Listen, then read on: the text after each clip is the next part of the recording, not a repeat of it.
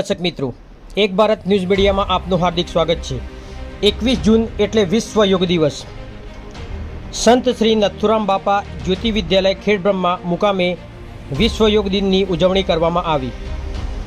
ખેડબ્રહ્મા ખાતે આવેલ જ્યોતિ વિદ્યાલયમાં આજ રોજ 6 જૂન તાલુકા ભાજપ પ્રમુખ શ્રી અરવિંદભાઈ રાવલની અધ્યક્ષતામાં વિશ્વ યોગ દિનની ઉજવણી કરવામાં આવી હતી।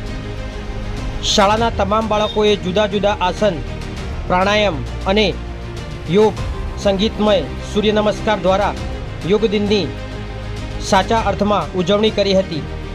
આ પ્રસંગે શાળાનો સમગ્ર સ્ટાફ પરિવાર અને આચાર્ય શ્રી સુરેશભાઈ એસ પટેલ જોડાયા હતા તથા ખેડબ્રહ્મા અને નવા મારવાડાના પ્રભુ નાગરિકો પણ ઉત્સાહભેર જોડાયા હતા।